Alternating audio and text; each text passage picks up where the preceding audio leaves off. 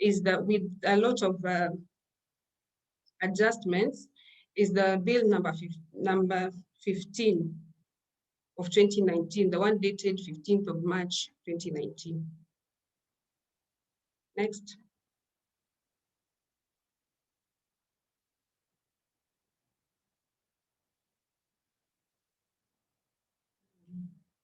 So I want us to look at the other bills before we get into the act itself, the bill as they were. So we have the Kenya Gazette Supplement number 190, which is the National Assembly Bill number 79. This is the one that is still pending before Parliament. I do not know which stage it is, but the object of the bill was to amend Section 9 of the Employment Act in order to mandate an employer to carry out background checks on prospective employees upon granting an offer of employment. We all know that when we are making job applications, there are usually some requirements, documentary requirements that we need to submit before with our applications. And some of these requirements are the certificate of good conduct, the health clearance certificate, the CRB certificates, and the KRA clearance certificates. And you all know that all these are very costly, not very costly, but for a job hunter who is unemployed, it will be very costly. And remember, when you also apply for a job, you're not applying for a job to only one employer, prospective employer, you're making several applications, meaning that when you're making those several applications, you will have to submit those documents to various employers. So the object of this bill was to amend that provision, because many of the unemployed consist of persons below the age of 35 years, and as a result, they are unable to afford clearance certificates required by the employer for purposes of employment. So the lawmaker felt it necessary for an employer to require an applicant to submit the mandatory requirements as a condition for confirmation of employment. So it targeted the certificates that I've mentioned, and according to the lawmaker, Honorable Gideon Keter, the bill was to cure discrimination around recruitment by easing the burden of many unemployed youths, mainly from poor backgrounds, who have to spend significant sums of money seeking employment. He proposed that such background checks would only be necessary if a written contract of service is entered between the employer and the employee, such that if there's that guarantee of a written contract of service, then I can incur those expenses to submit those documentary requirements to my employer. Next. Janet, can we go to the next slide? So that was it for the bill number 79. I have said I do not know what stage it is at. I do not know what stage it is at, so I will leave it at that.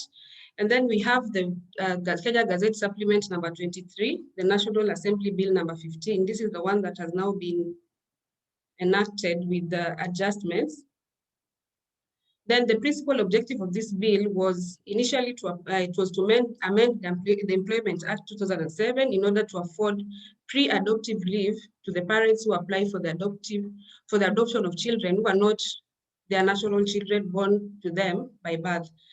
The bill seeks to provide pre-adoptive 3 consecutive months leave to prospective adoptive parents who, unlike their counterparts, have already been given 3 months maternity leave. So the object of the 3 months consecutive leave for pre-adoptive parents was to provide an opportunity to bond with their new child. But when it was presented, the president allowed some provisions of the bill, and rejected some provisions of the bill. And among those provisions that were rejected was the provision that would have compelled employers to give leave to parents of children born through surrogacy.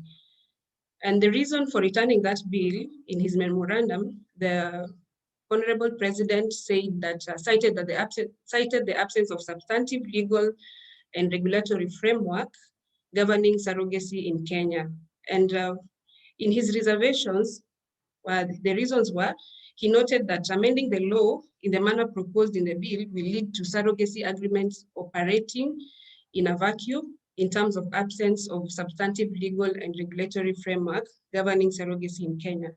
We all know that the only attempt we made to have a substantive legal framework on issues matter surrogacy was through the Reproductive Health Bill, and that bill has not yet been assented to.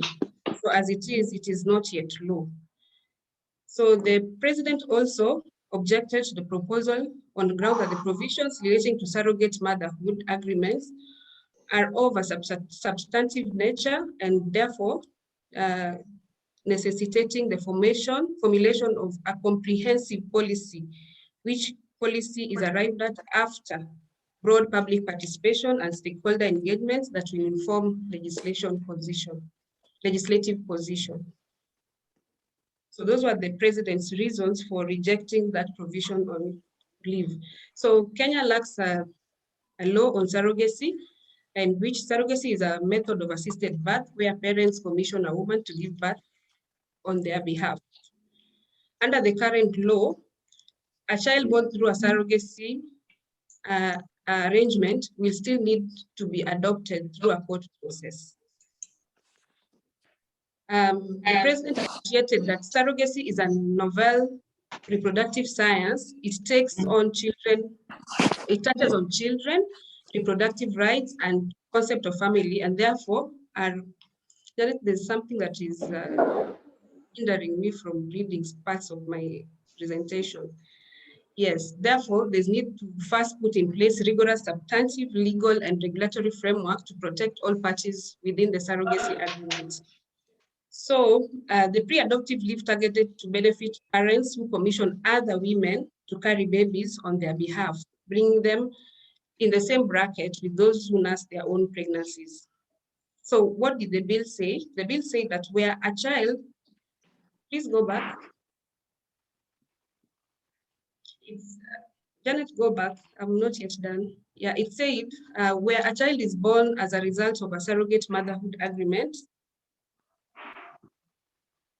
where a child is born as a result of surrogate motherhood agreement, an employee who is a commissioning parent shall be entitled to 2 consecutive months parental leave with full pay from the date the child is born in the case of a female employee, and 2 weeks paternity leave with full pay in the case of a male employee who is married. Remember, the provision for pre-adoptive leave, the lawmaker had recommended 3 months pre-adoptive leave, but it did not specify whether this 3 months pre-adoptive leave applied for the female and the male parents, or it applies for both of them. And also in this particular one, it has broken down for surrogacy. It has broken down that provision and said 3 months goes to the female employee, and then 2 weeks to paternity leave to the male employee. So for surrogate mothers, she had proposed 2 months and not 3 months. And according to her, according to the lawmaker,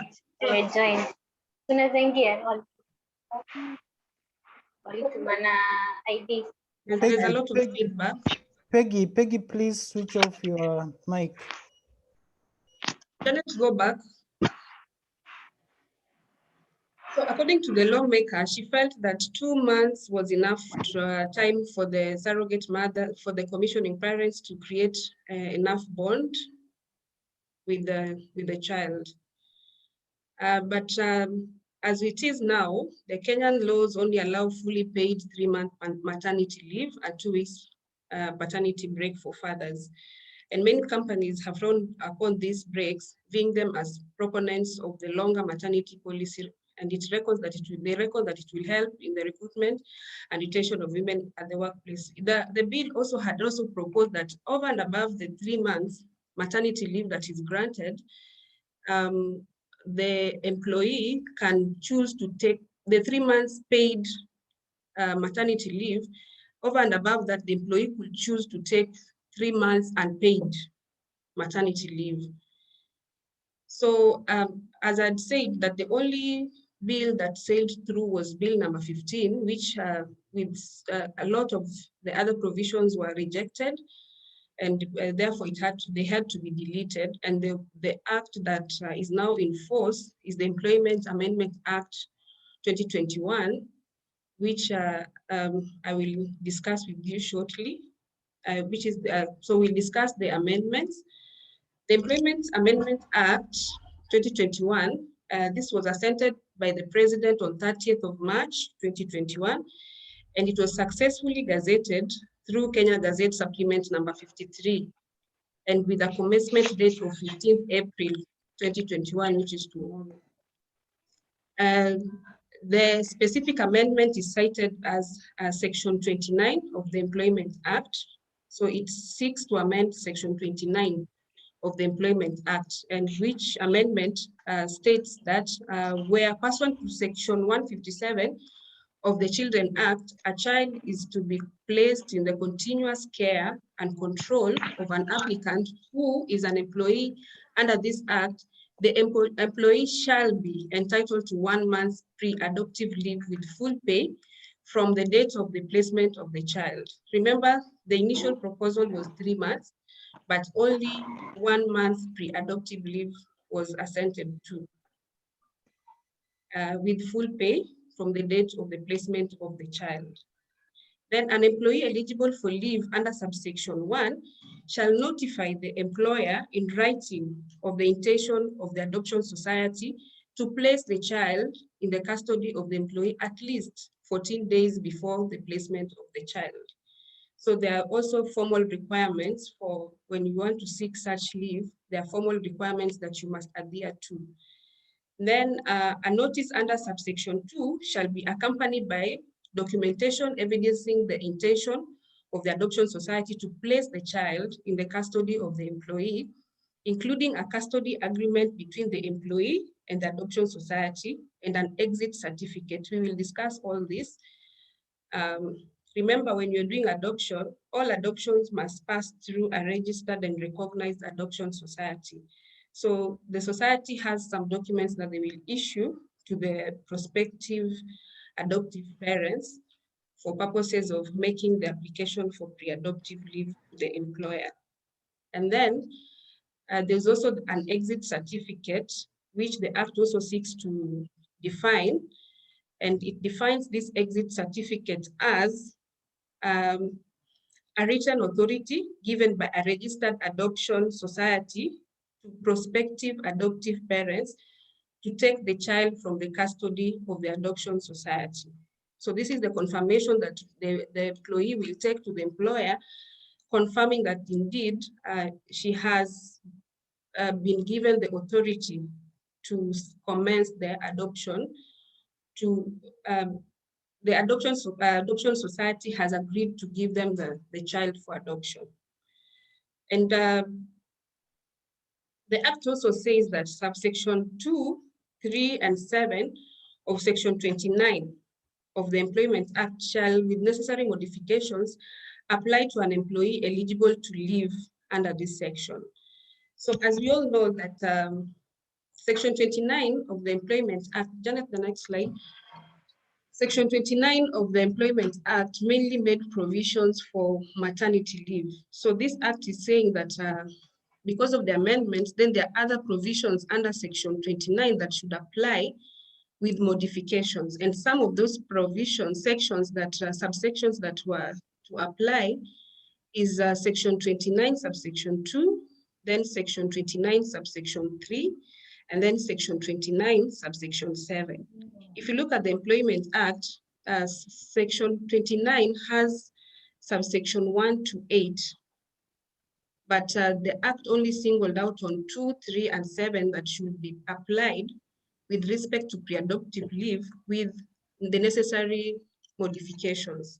So what does these 3 provisions provide?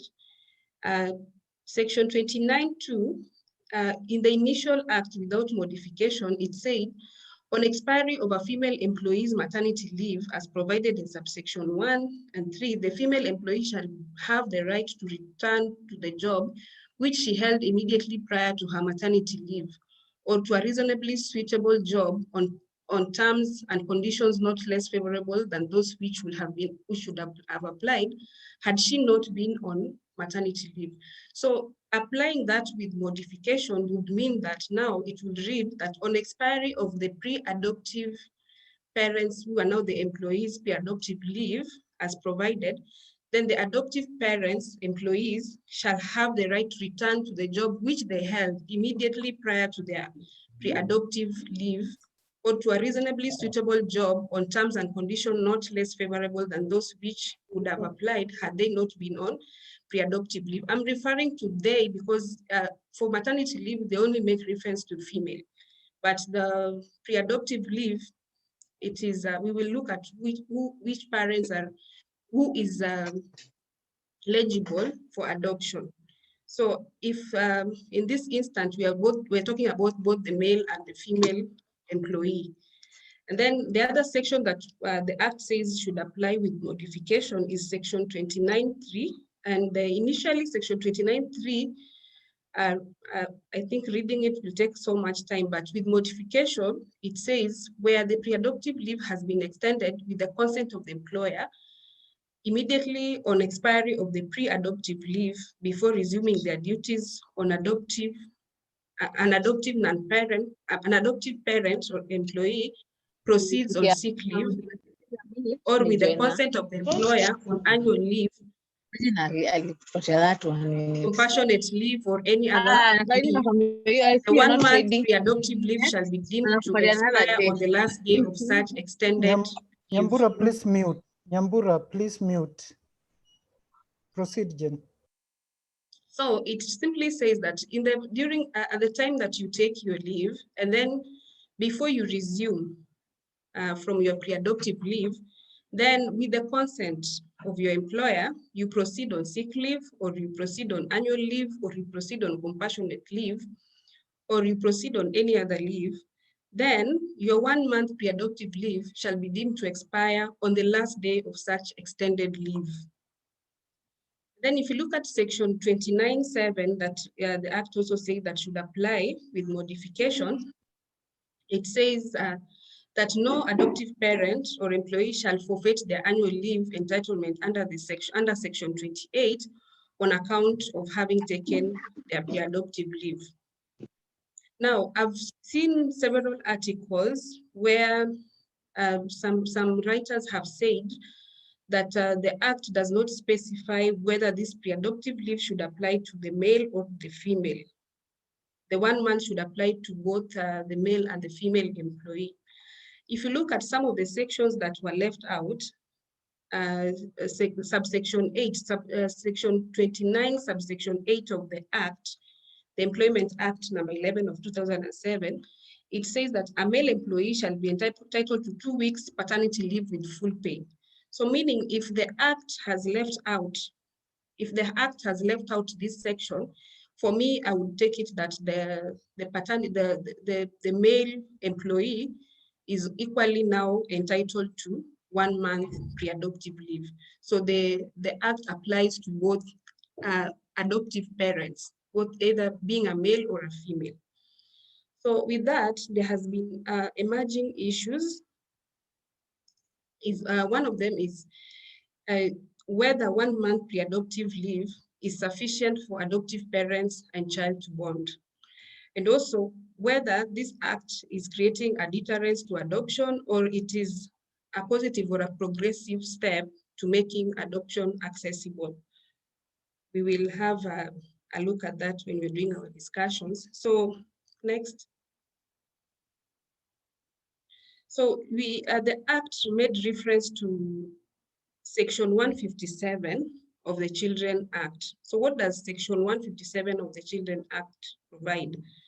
Section 157 of the Children Act provides that any child who is resident within Kenya may be adopted, whether or not the child is a Kenyan citizen, or was not born in Kenya. So a child eligible for adoption is described under that section.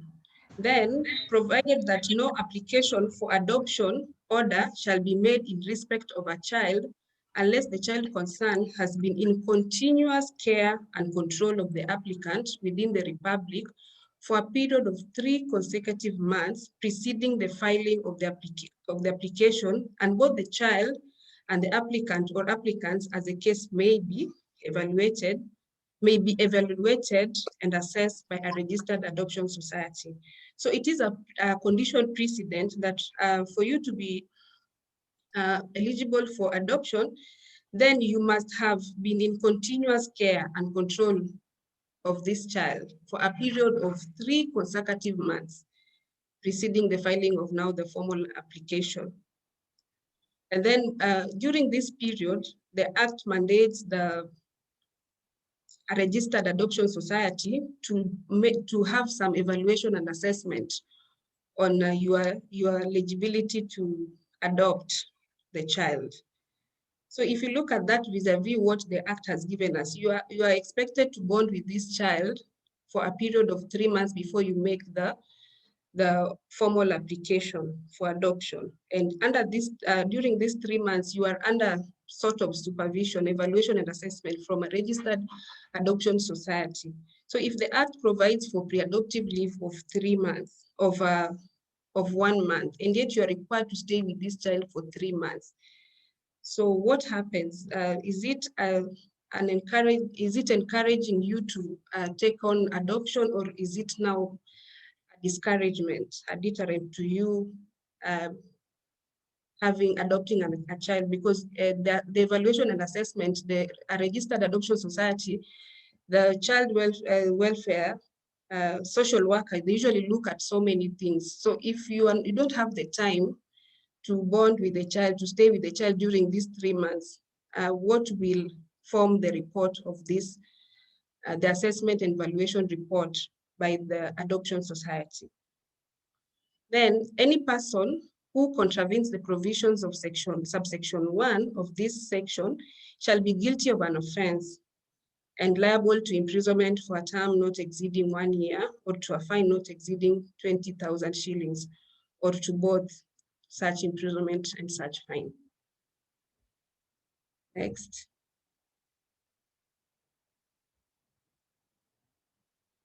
So what is the interpretation of this Act?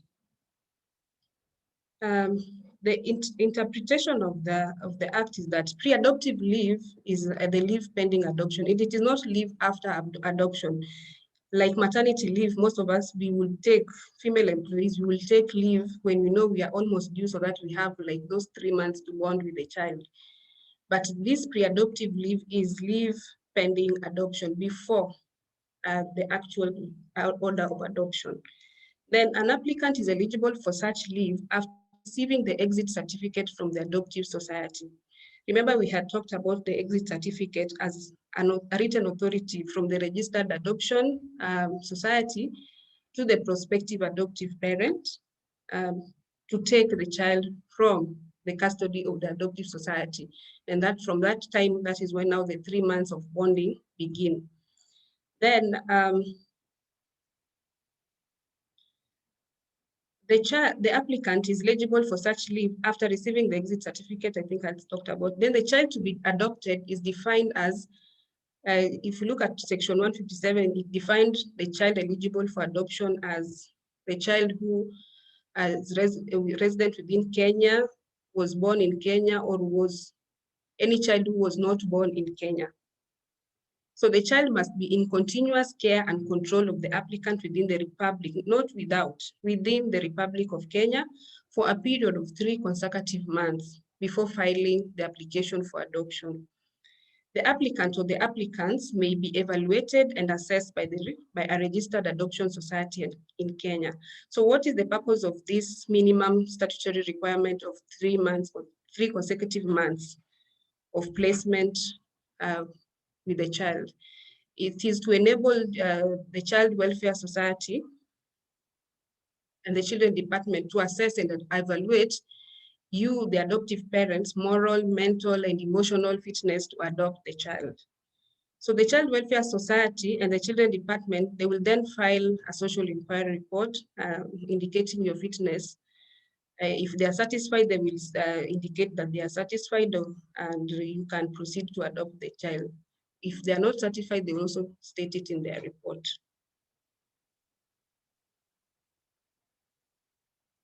Next. So what is the procedure for the application of the leave? Number one, the employee has to notify the employer in writing of the intention of the adoption society to place the child in their custody. Then that notice should be a notice period which is at least 14 days before the placement of the child. The notice shall be accompanied by documentation evidencing the intention of the adoption society to place the child in the custody of the employee. Then a custody agreement between the employee and the adoption society, and also now the exit certificate. So those are the documents that the employee needs to present to the employer when making the application for leave, pre-adoptive leave. The application is that it is anchored on under section Article 53, 1E and 53, 2 of the Constitution that provides that every child has a right to parental care and protection, and that a child's best interests are of paramount importance in every matters concerning the child.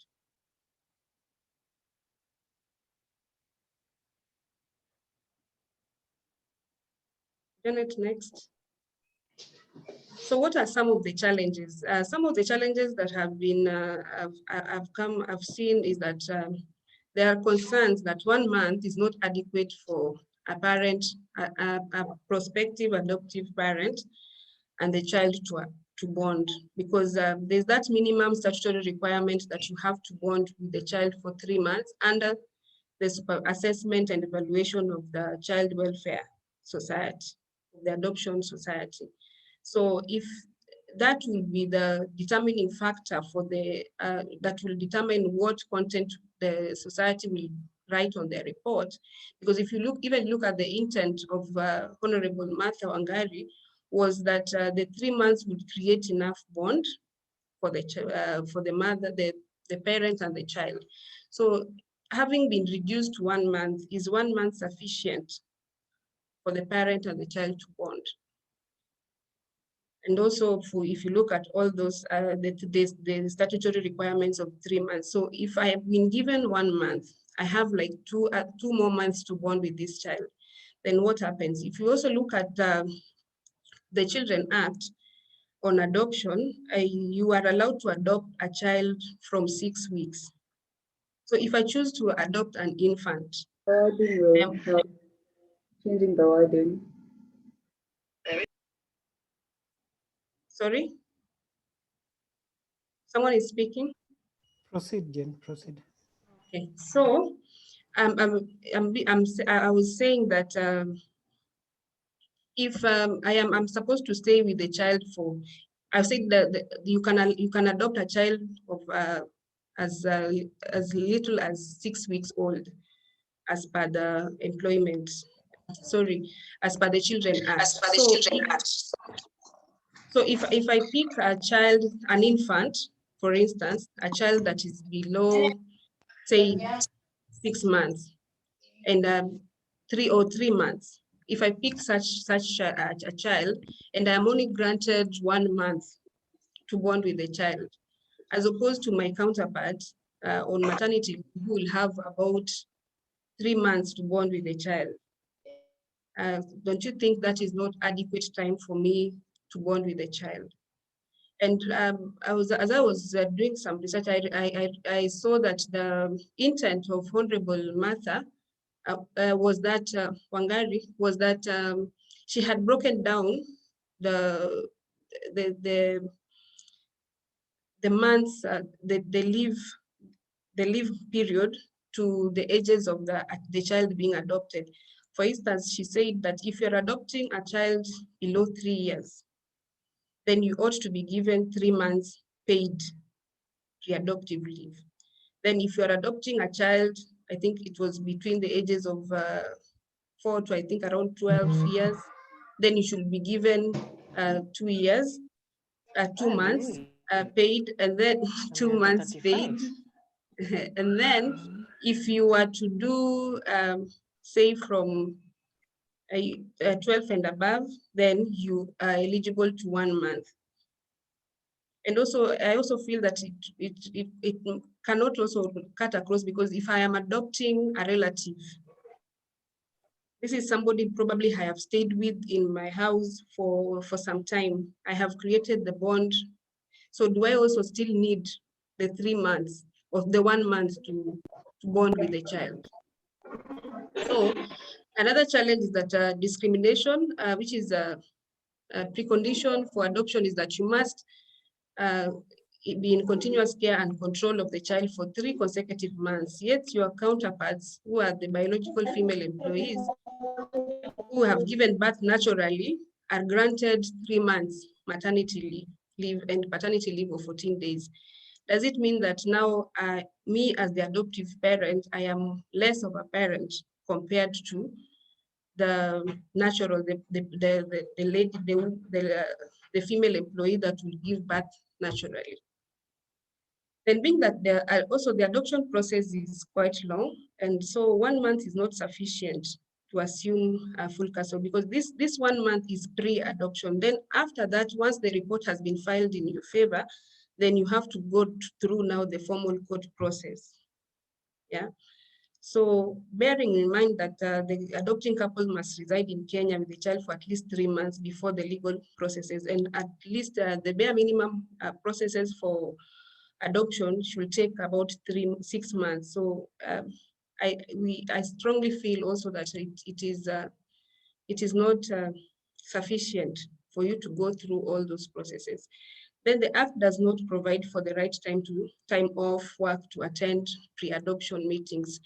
Like say you after the 1 month, we've said that there's the other 2 months that you are under supervision, evaluation and assessment from the Welfare Society. So if the Welfare Society will need you, so what happens? Does it form part of the pre-adoptive off, or I will have to take it as a leave, maybe my annual leave or my whatever kind of leave that I will have to take? Then no provision for postponement of pre-adoptive leave due to hospitalization of the child. We all know that sometimes you might take leave, say you have taken the pre-adoptive leave, and then in the process of bonding with the child falls sick. So when the child is hospitalized, are you now going to run your pre-adoptive leave to term, or you are going to postpone it and take a sick leave, or what is the process now that will be adopted? And then in the event that you adopt an infant, are adoptive parents eligible for another leave once the adoption process is finalized? Because this, the leave that has been referred to in the Act is pre-adoptive leave. Then after that, then you go through the formal processes of adoption. So after that, once you now get you adopt the child, what happens? Because for the female employee that will give birth naturally, they will have 3 months maternity leave and paternity leave of 14 weeks. Yes, 2 weeks. So what happens to you who now, after all the rigorous processes of adoption, you have actually now been granted the order to adopt the child? Then, assuming the adoption process does not succeed, because it is not automatic that once you file for adoption, you will succeed. So assuming that you do not succeed, will the adoptive parent be required to pay for the leave they already took during their pre-adoptive processes? So will you pay for the 1 month leave that you took?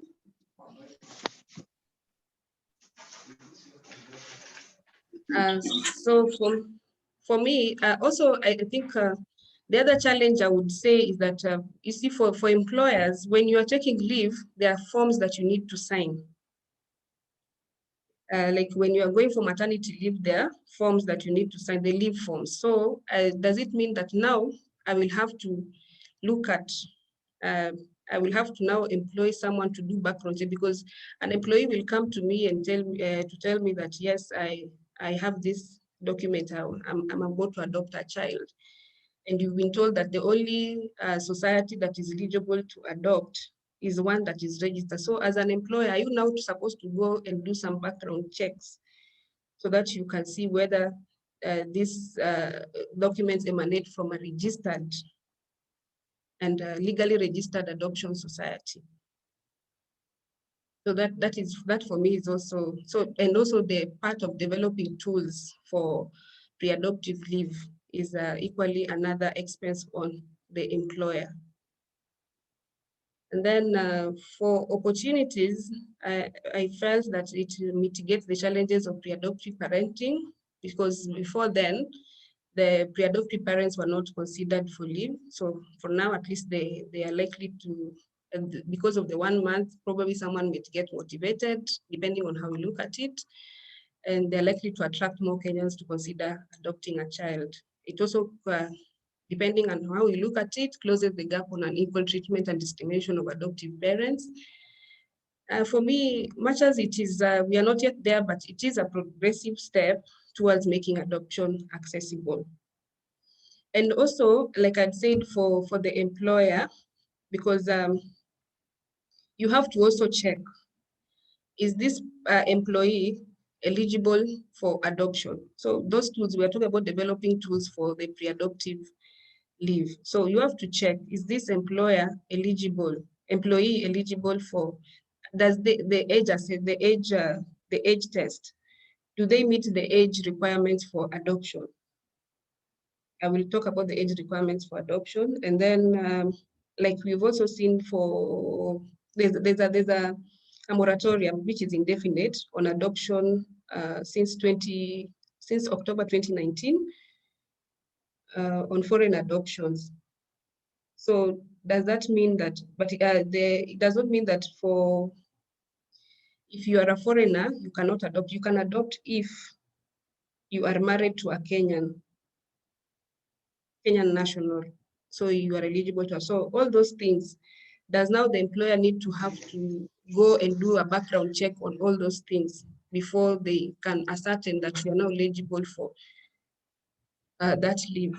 Then, as I said, because this law largely touches on matters adoption, so the adoption laws in Kenya is that the child to be adopted must be at least 6 weeks old and declared free for adoption by a registered society. So the child must be a child that is a resident in Kenya. It must be adopted whether or not the child is a Kenyan citizen, was or was not born in Kenya. So an adoption order cannot be granted unless the child concerned has been in the continuous care of the adopting couple or parents or individual for more than 3 consecutive months preceding the filing of the application, and both the child and the applicants may be evaluated and assessed by a registered adoption society in Kenya. Then one of the applicants must be more than 25 years old and more than 21 years older than the infant. And but also must not be more than 65 years old. Then the applicants could be a relative or one of the parents. So you can adopt a relative. Or one of the parents is in the instance where, say I had a relationship, and out of the relationship we had a child, and then now I'm married. Now the stepdad would want to adopt the child. The adoption order will not be done to a sole foreign applicant. We say that if it has to be a foreigner, then they have to be married. The partner must be a Kenyan national. One or both applicants who is not of sound mind on the meaning of the Mental Health Act. So you must be of sound mind for you to be eligible to apply for adoptions. So the applicants who have been charged and convicted by a court of competent jurisdiction for any offense against children under the law. So you must not have been charged and convicted for any offense against children under Kenyan laws. You must not be homosexuals, and you must, for joint applicants, they must be married to each other.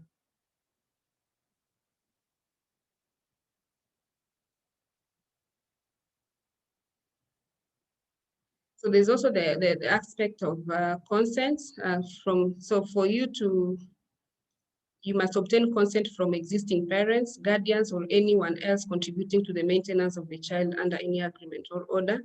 So consent also from the parents or guardian or guardians of the mother of the child in case the mother is a minor. If it is a stepfather who has acquired parental responsibility, and on application of one of the spouses with the consent of the other spouse. In case of foreigners not residing in Kenya, the consent of a competent jurisdiction or government authority situated in the country where both or one of the spouses ordinarily resides, permitting the spouse to adopt a foreign child.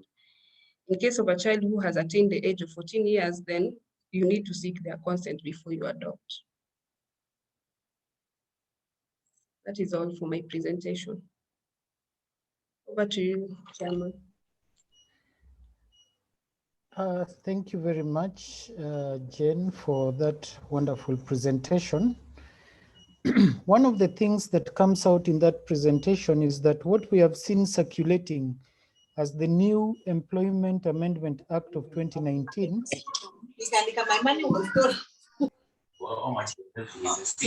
Please mute your microphones. What we have seen circulating as the new Employment Amendment Act of 2019 have actually not been passed by Parliament. They are still pending in Parliament. And the only thing that the President assented to recently is the provisions on pre-adoptive leave, which Jen has clearly taken us through. So all these other things about non-disclosure clause, rights of employee during disposal of business, and things like non-compete clause, sexual harassment policy, those amendments are still pending in Parliament. So we have to note that. Now, we want to open up the field, but some of the challenges that come as you look at the act that my colleague has taken us through, and this is food for thought. This act, the amendment does not cure the potential abuse that might come from serial adoptive parents. Can you imagine an employee who applies for the 1 month leave, then tomorrow tells you, sorry, boss, it didn't go through. Then after 1 month, he says, now I'm applying for another one. Then he tells you, sorry, boss, it didn't go through. So that's a potential, it's subject to a potential abuse. Maybe we need to engage the Law Reform Commission more on that. And then also, it is my view that the fact that these amendments now place a burden on the employee to notify the employer, it should be couched on some mandatory terms of confidentiality. Adoption itself is a very personal thing. You don't want the whole world to know that you are adopting. So here is a case where you are being told, make a disclosure to the employer without corresponding obligation on the employer to maintain your confidentiality. So I think one of the things maybe going forward that the law should look at is how the employer can be bound to keep mom at the risk of a penal consequence. And maybe lastly, the other issue is whether 14 days notice is sufficient to an employer. In the case of a normal pregnancy, it takes 9 months, and the employer is deemed to have notice, you know. So here is a situation where out of the blues, the employer moves in and says, boss, here is the 14 days notice. I'm proceeding on leave at the end of the 14 days. Shouldn't the 14 days be extended? Well, I'll now proceed to read some of the questions, and Jane, you can take them. Somebody says, congratulations, Madam Jane, for such a good presentation. I'm following from Kisii Town. Thank you very much. Asmina Amarshi asks, are these amendments pro-employee or also fair to employers? Who benefits from these amendments?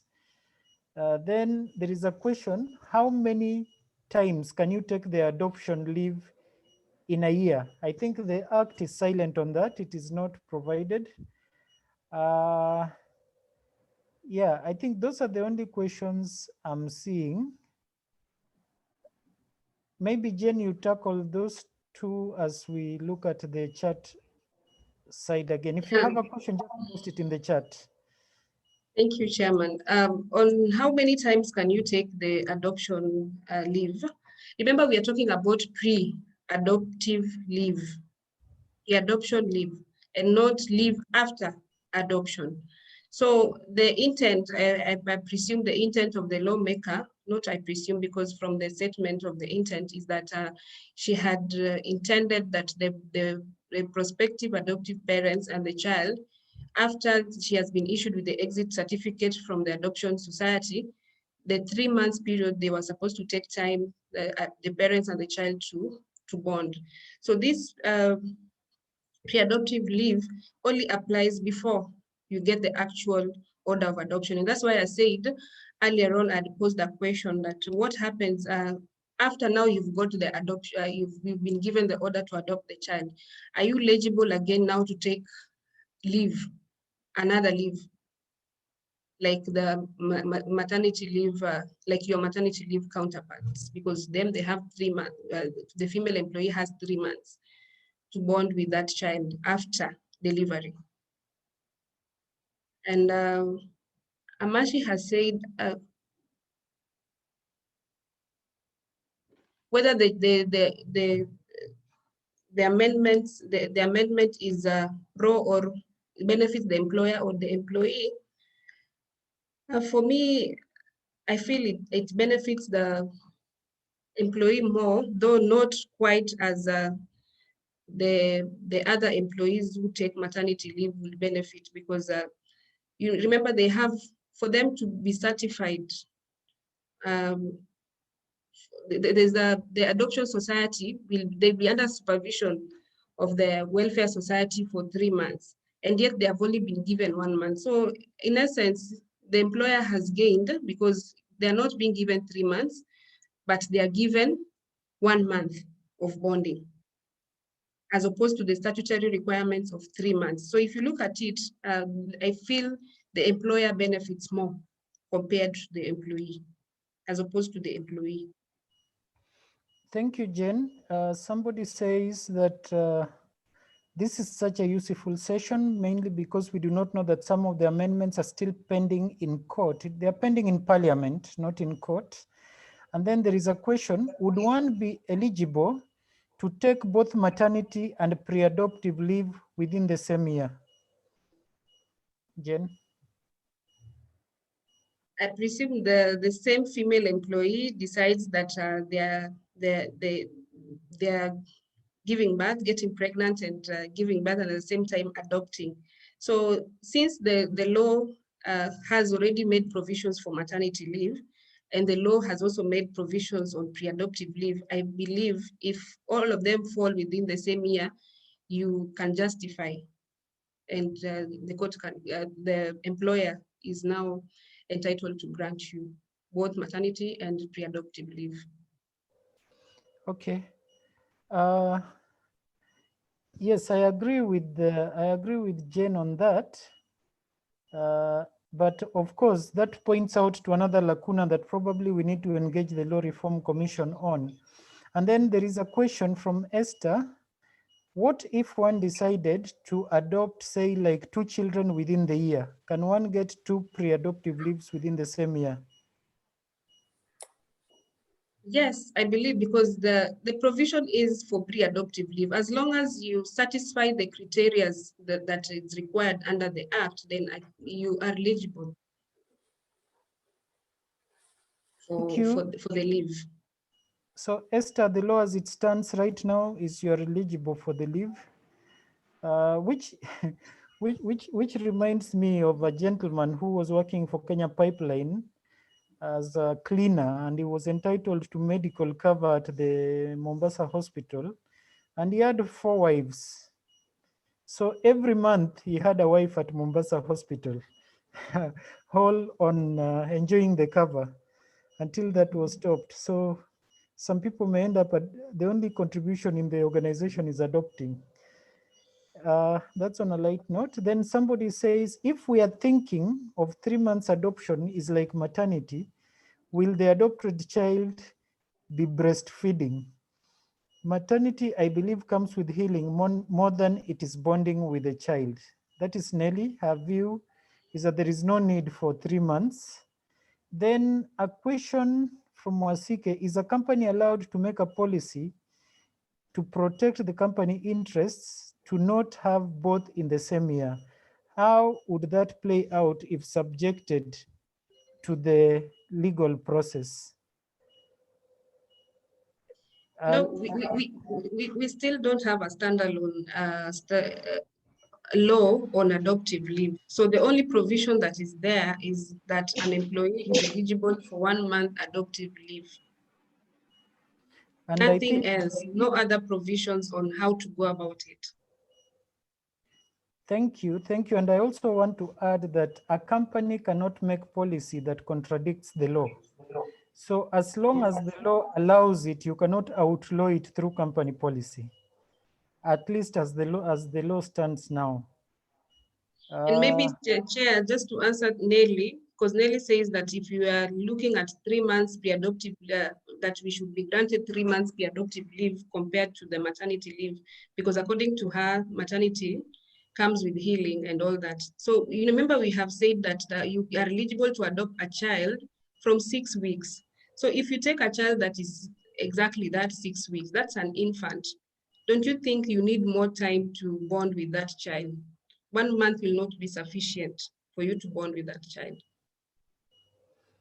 Of course, it will be different if you are adopting a child that is above, say, from 3 years, 1 year, and all those, who is a little bit easier to handle. But an infant is still delicate and still needs your care and attention. Is it in the best interest of that infant for you to be granted one month's leave to bond with the child? Okay, I think we want to move a bit faster. Our Muslim brethren have begun there first, so we don't want to keep them.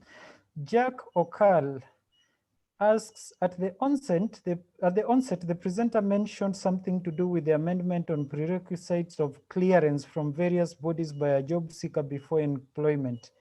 Kindly clarify. I think, Jen, I can clarify that what the presenter was saying is that prior to this act being passed, there have been and there still are certain bills which are pending before Parliament, which have not been deliberated. So like the provisions for the amendment on prerequisites for clearance, that is still a bill pending before Parliament. It has not been passed, so it is not law yet.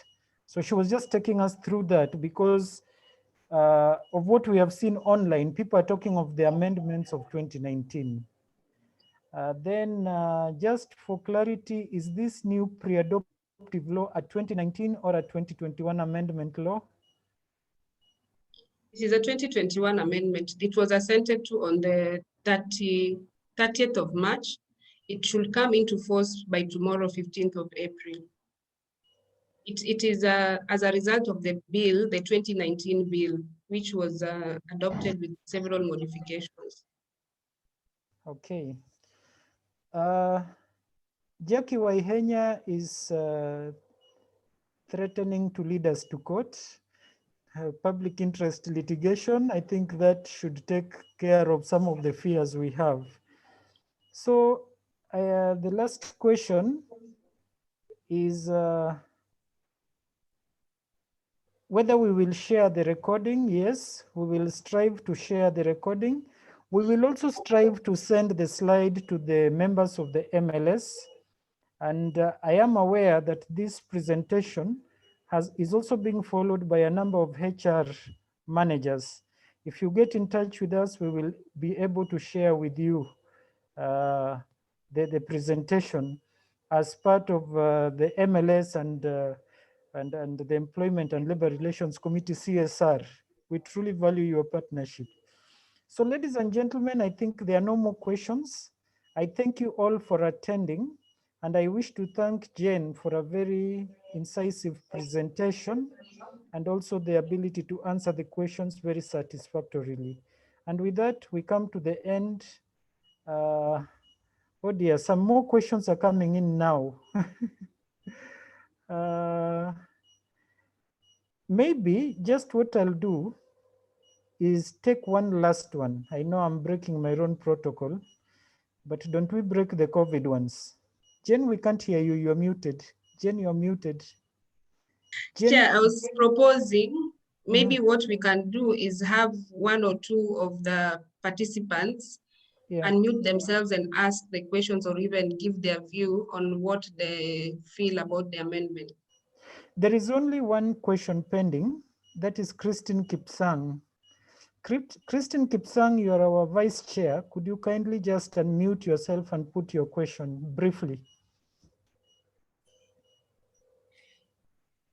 Thank you, Chairman. Thank you, Jane, for the presentation. My question is, as MLS, are we proposing to have the 3 months time of leave, just like maternity leave, or we are proposing to retain the 1 month pre-adoptive leave? Thank you. Okay, thank you, Christine. Now, first of all, the hat I wear is not big enough for me to take or champion a stand on behalf of MLS. Christine, you're senior to me in the hierarchy by virtue of you being the vice chair of the MLS. So maybe you are the one who should lead us in that in a different forum. But on a more serious note, I think one of the emerging issues is that this is a pre-adoptive leave, which means it is the leave you apply for before you even get the order of adoption in your favor. So the question is, now that at that time the adoption is pending, why should you get 3 months? Because after that, there is also every possibility that you might go and the court says, no, you are not qualified to be the adoptive parent. So I guess that is food for thought for another day. Maybe if I can give my thought. You know why I'm saying that? Yeah. Why I'm saying that is because I deal with adoptions, and the 3 months are very important for the adoptive parent. You see, if you look at the whole scenario, adoption is supposed to help a person who has been searching for children to start a family. A family in terms of the way we know in an African setting that if the children are missing, then people will continue searching for children.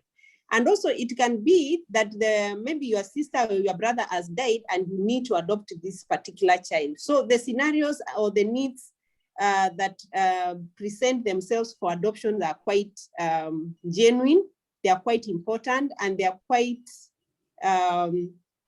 important in terms of the need, the urgency. So when it comes to the 3 months, I'm proposing that we look at it like it is not the employee taking an advantage, because even the employer can be one of the people who also who like to adopt. So if you look at the 1 month they have been given, is quite a short time, because you need to bond with this child because this child has not been used to you, and yet you need also to be at work. So the 3 months I'm proposing would be the most ideal, because the person is not taking advantage, but they are starting a family like any other employee. And most of the time, if you have ever dealt with an adoption client, you will find that they are quite committed to their work, because they know if they are able to go through the process to the very end with a lot of support. I would say that this leave, this pre-adoptive leave, is supposed to be embraced by the employers, because most adoptive parents are very committed to work, because they want a family, they want work, they want a livelihood, and they also want to create a name and inheritance for these children. So what I'm looking at the whole scenario is that we should look at this pre-adoptive leave as an advantage for everyone, even in the organization, as opposed to an employee abusing the process. Thank you. Very well. Thank you, Christine. Maybe to support what Christine has said, because this amendment targets adoptive parents, okay? And the process of adoption is that the welfare society will have to do some assessment and evaluation on you during the 3 months period. So for the adoptive parent, this 3 months period is critical and very essential for them getting that go ahead to now getting a clean bill, a good report that will support their quest for adoption.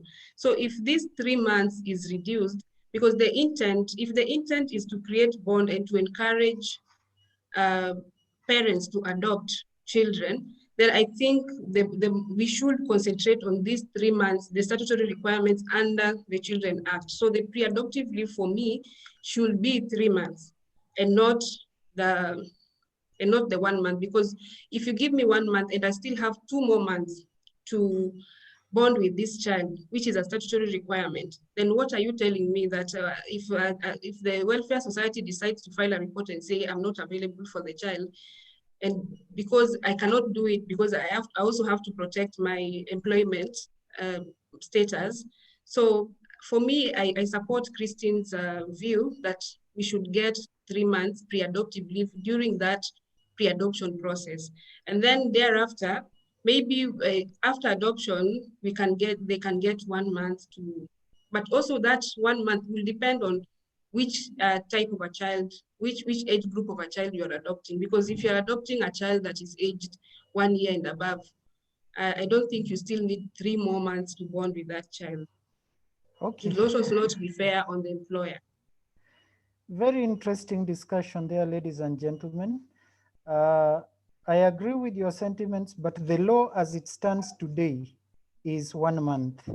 And that is something I think we need to put clear, that the law as it stands today provides for a pre-adoptive period of 1 month.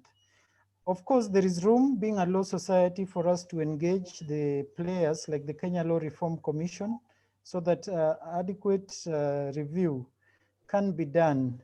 And of course, we've identified the lacuna in the adoption law where it says that you are supposed to have, in fact, the word they use is continuous care and control for 3 months before you are deemed to be qualified for the adoption. So the question is, if you only have 1 month, does that amount to 3 months continuous care and control?